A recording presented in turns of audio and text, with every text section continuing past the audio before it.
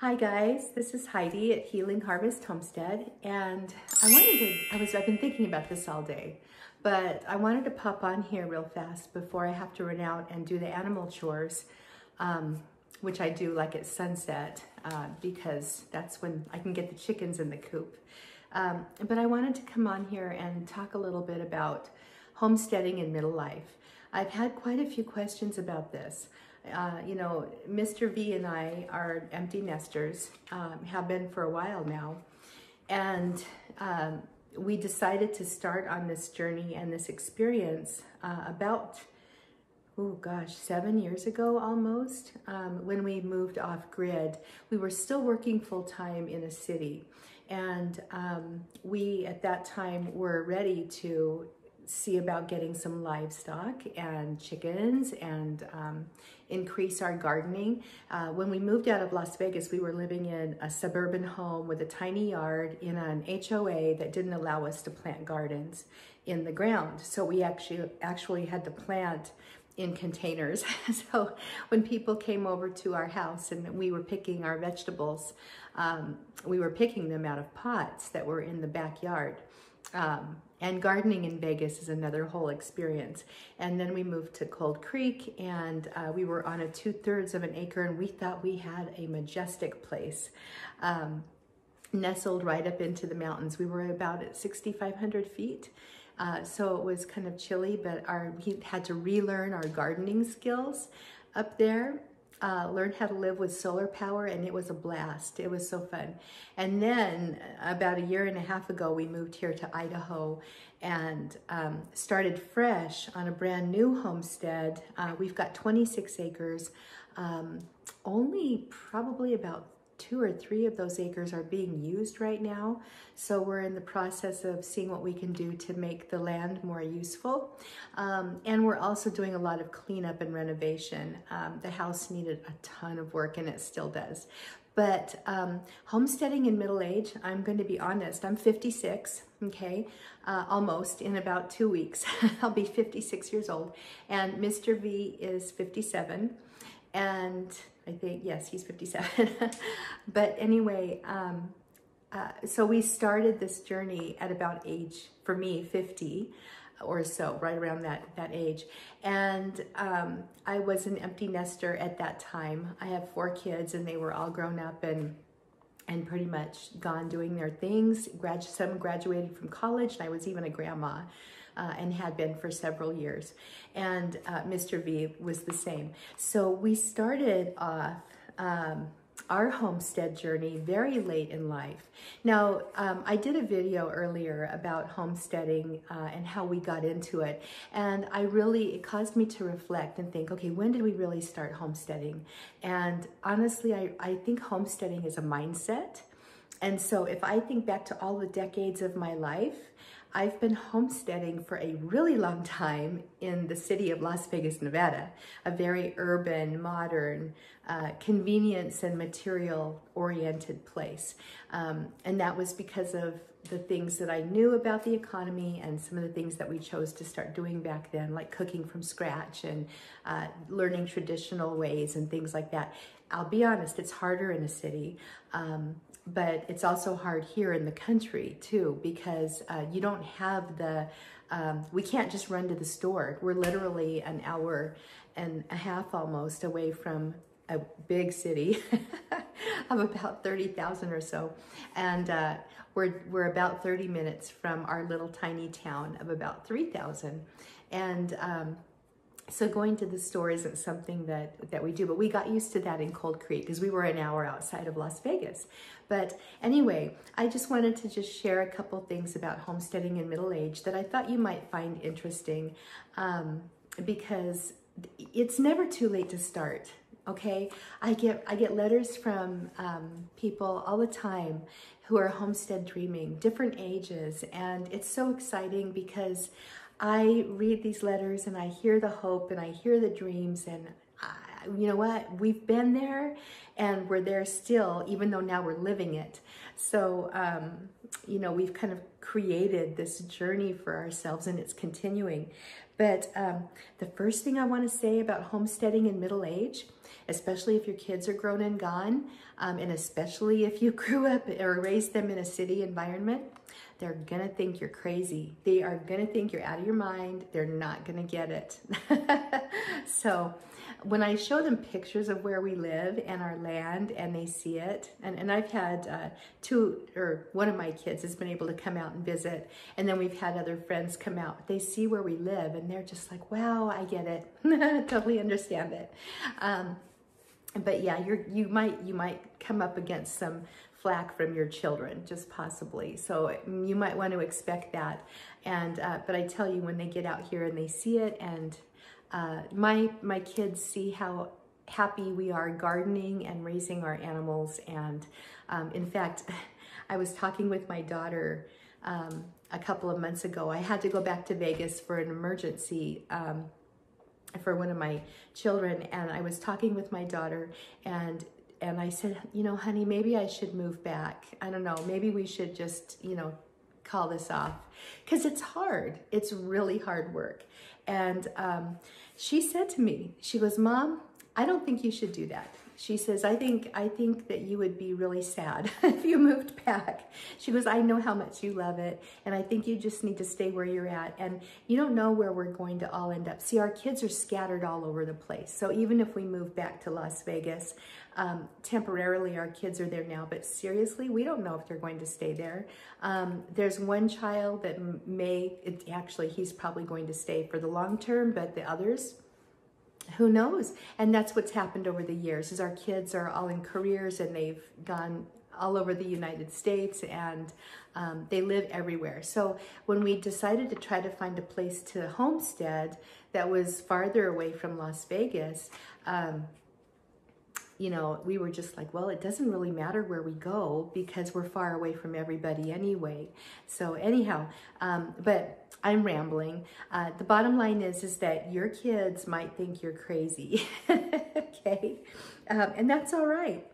Because honestly, you know, even you guys know this if you're parents, even if you've got adult kids, you are still a role model for your kids. You are still teaching them lessons. You are still guiding them, you know, to an extent anyway, and teaching them. All right. So my kids look at our lifestyle here, and they see how we are trying to be more self-reliant and live a greener lifestyle and get rid of the toxins.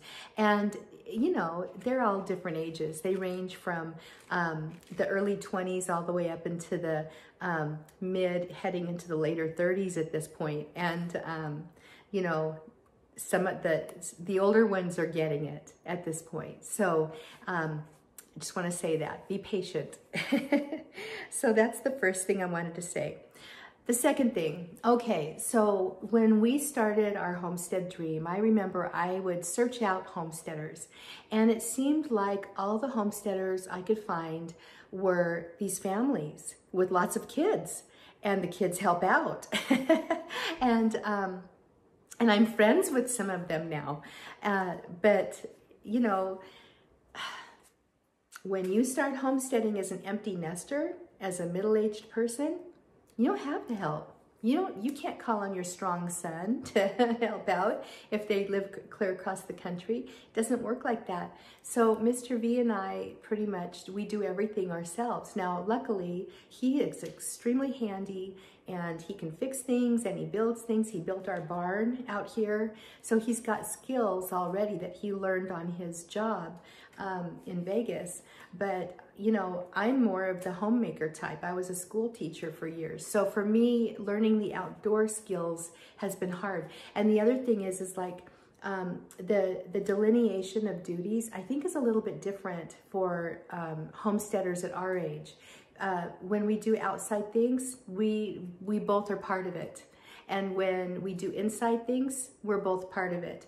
And we're both learning what we need to do together. So, you know, that's part of being an empty nester homesteader. But yes, you don't have the help. And, you know, when you get to be this age, in your 50s, you know, it's hard to understand this when you're in your 30s or your 40s even, definitely in your 20s, but your body feels different. You're creakier, you know, things are just different in your body. And living a good lifestyle, eating healthy and taking good care of yourself definitely helps a lot. So that's our goal. Our goal is to stay as physically active and as healthy as we can for as long as we can, so that we can sustain this lifestyle as long as we can. And at a certain point, we're going to have to start considering things to put in place so that we can continue homesteading into our 70s and maybe even 80s, you know, just depending on what happens. So neither of us wants to move back to the city. Neither of us wants to go back there. And I would just be very depressed if we ended up back in a city lifestyle, because we just love it here. But so that's something to think about. It is hard work, and you have to start considering at this age, okay, where are you going to be in 5 years? What are you going to be feeling like in 10 years? Okay, 20 years even. So all things to take into consideration. Another thing is you have to figure out where you want to start. If you're a middle-aged person and you've already created gardens and you've had experiences with traditional food cooking and preserving and bread baking and, you know, maybe some herbalism and natural remedies, which you can all do in the city, by the way, that's fabulous. That's really good, because that's what happened with us. We ended up experimenting with all those things while we were still in Las Vegas or near Las Vegas, working our regular career jobs. And that gave us the foundation to step into other things like livestock and poultry and, you know, gardening on a larger scale, things like that. So start where you're at. Start with your skill set. If you are a middle-aged homesteader and you're still living in the city, guess what? It's good. You need to just start where you're at, figure out what you can do. But I would say, my own personal opinion, there's a couple of areas I would say to start with for sure, and that is traditional cooking from scratch would be one, and the other one is learning herbal medicine. So basically I'm saying here is take charge of your food and take charge of your health. Try not to be so dependent on the grocery store for all of your food, especially processed foods. Get rid of that stuff. And in terms of medications, we don't ever touch over-the-counter medications. I make everything. We seriously have a closet full of equivalents to over-the-counter medications. You name it, I've got it, and we can handle it. And that includes antibiotics. So, you know, it's a good thing to just know those skills. And you can start learning about natural remedies now. In fact, I do have a course. It's a complete guide to home herbalism, and I can link it below. You can take a look if you're interested, but it's a good place to start. And then basically, that's about it. As far as homesteading in middle age, I don't know what else I have to say about that, except that you need to make it what you want it to be. I just want to say, you know what, let's talk about livestock really fast, because we've had some disappointments, some big ones. We've tried raising goats 3 different times. It has not worked out for us. So one of the reasons is our age, and there's just the 2 of us. We don't have any help. But raising animals is really hard work, especially when you have a lot of them. So, you know, when you have goats, they multiply. And you know, we do grow our own meat, and we do slaughter some of our own food humanely. And Mr. V hunts every single fall, so we fill our freezers with meat. And we also have found some local farmers who raise grass-fed beef that's really high quality, and we just love that too. But in terms of raising livestock to sell at auction, I can't do it. I just have to say I can't do it, because I know where they're going to go, so it's really hard. We had to find homes for our goats, and you know, and honestly, when you find homes for your animals, you don't know what's going to happen to them after that. And we did find out in one case that the lady turned around and immediately sold them for a profit, and probably to a slaughterhouse. And it killed me. It just killed me inside. So, you know, that's something that you've got to consider is if you're going to do livestock, what's the purpose of it? Why are you doing it? And your skill set with it. If you're busy learning all these other skills, then maybe livestock is something you want to wait to do. Raising chickens is another matter. Raising chickens, depending on your city, you might be able to do that in the town you live in now, right in your backyard. Chickens are awesome. And that's how we started in Cold Creek. Actually, when we were off grid, we built our chicken run, and we had a great chicken coop, and that's where we decided, oh, chickens are our bag. So we're good there. And we have horses. They don't count. They're for fun. And we've considered getting a cow. And Joe and I, you know, Mr. V, we look at each other and we don't drink that much milk. And we're like, why, right? It would be for the experience of it. I personally love making cheese. It's an art form and it's fun.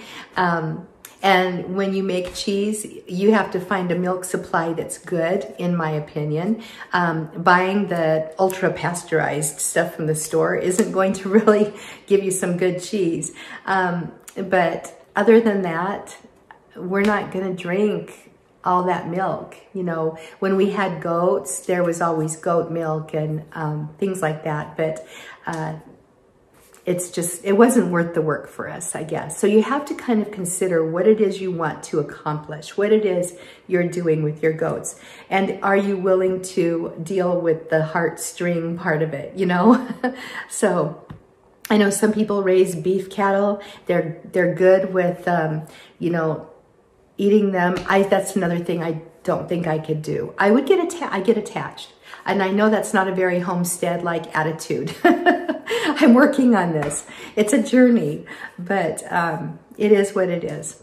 Anyway, you guys, I am going to go ahead and sign off because as you can see out here, it is getting dark, and it is getting dark, and I'm going to go out and make sure our livestock, such as they are all set and nice and warm in the barn, and make sure that the girls are all inside the coop and everybody's safe and happy. So you have a really good winter solstice, and that's another thing. Today is the winter solstice. Isn't that awesome?